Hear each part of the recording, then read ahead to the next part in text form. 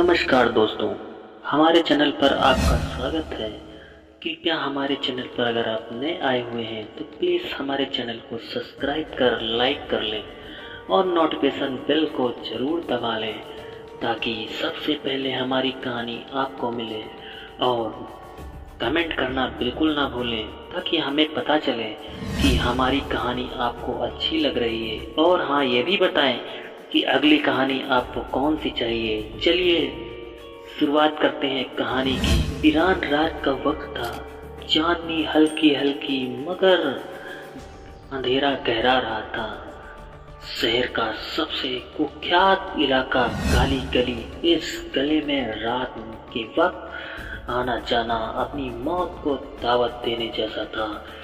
लोगों को कहना था कि यहाँ पर एक कुख्यात अपराधी जो बबलू उसका नाम था, इस गली का सरगना बादशाह था।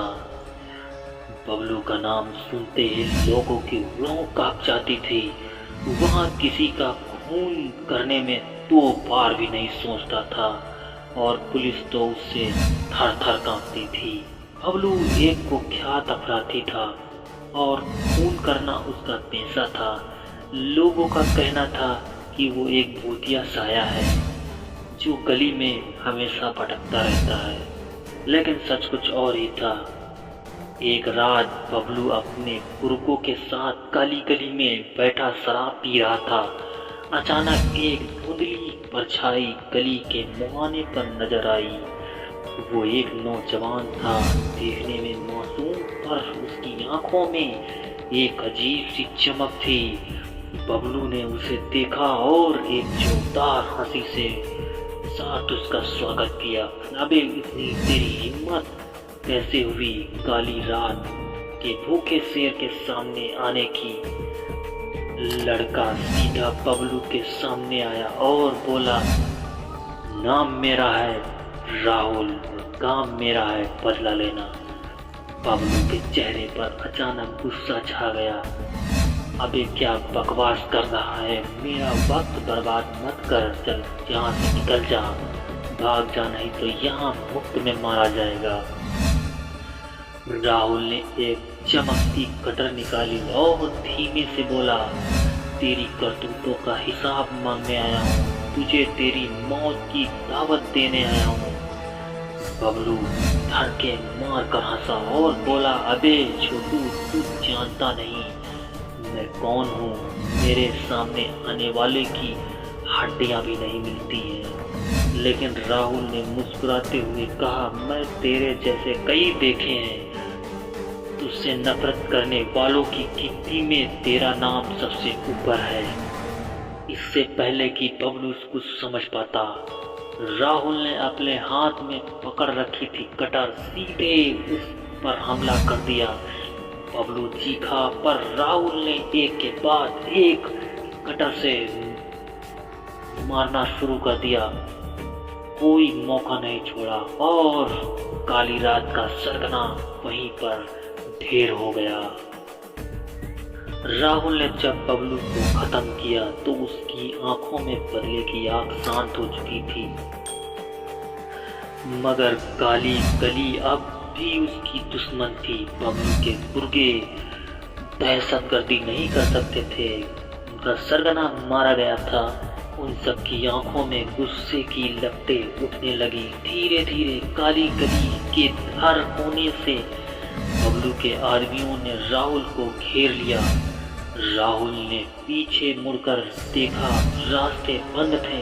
एक तरफ गहरी खाई थी, दूसरी तरफ बबलू के गुर्गे, और वो जानता था कि अब यहाँ से बच निकलना आसान नहीं। तभी बबलू का दायां हाथ शेरा आगे बढ़ा और उग्रता से मुस्कुराते हुए बोल, तूने समझ क्या रखा है हीरो, हमारा सरगना मारा गया है, इसका अंजाम भी पता है। राहुल ने गहरी सांस लेते हुए कहा, मगर तुम्हारे बादशाह में दम होता तो आज मैं यहाँ तक नहीं पहुँचता। शेरा के चेहरे पर गुस्सा और खतरनाक हो चुका था। वो चिल्लाया, मार दो इस हरामखोर को। गुर्गों ने चारों ओर से हमला कर दिया, पर राहुल के हाथ में वो कटर अब भी थी। वो किसी खूंखार शेर की तरह अपने दुश्मनों पर वार करता गया, जैसे उसके लिए डर का कोई मतलब ही नहीं था। हर वार तेज, हर कटर का घाव गहरा था। कुछ ही देर में कई गुर्गे जमीन पर बिछ चुके थे, लेकिन राहुल का दम फिर धीरे धीरे टूट रहा था। शरीर पर घाव की कमी नहीं थी, पर वो अपनी आखिरी सांस तक लड़ने को तैयार था। तभी एक छिपा हुआ शख्स अंधेरे से निकलकर उसके करीब आया। उसके पास रिवॉल्वर थी। राहुल ने महसूस किया कि अब शायद ये उसका आखिरी पल है, लेकिन अब अजनबी ने रिवॉल्वर राहुल पर नहीं बल्कि शेरा पर तान दी।